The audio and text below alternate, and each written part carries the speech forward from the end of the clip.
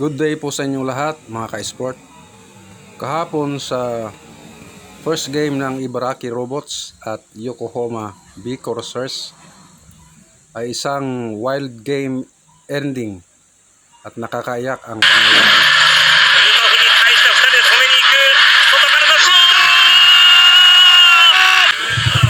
Ganito ang wild ending na panalo ng Yokohama B Corsairs. Tumakbo si Kai malapit sa court at libreng-libre siya. Kung pinasyahan dito, talagang sigurado na dakdak siya. Pero nag 3-point shot yung number 30 ng Yokohama at pumasok. Panalo sila by 1 point, 93. Yep. Another 2 points.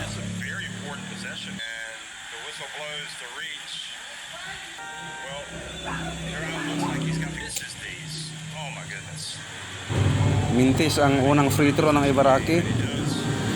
Yung pangalawa pumasok, silang dinudurog ni Yuki. One man demolition team itong si Yuki. Pasok yung kanyang unang tira. Pumasok din yung pangalawa.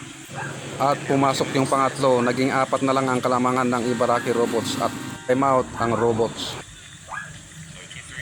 Bola ng Ibaraki.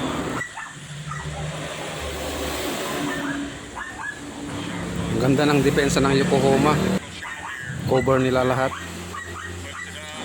At dito ay another turnover dahil inabutan sila ng oras. Hindi sila makapagpasa ng maganda. Hawak ni Yuki ang bola. Biglang umatake sa loob si Yuki. Pinasa kay Sudo sa corner at 3-point shot. Pasok. Parang ganun yung nangyari ng first game at lamang na lang sila ng isa. Dito nag-time out ang Ibaraki Robots. Mag-i-inbound ngayon ang Ibaraki Robots. Inbound ang Ibaraki. Pinasa sa import at ginardiyan ni at doon nag-turnover.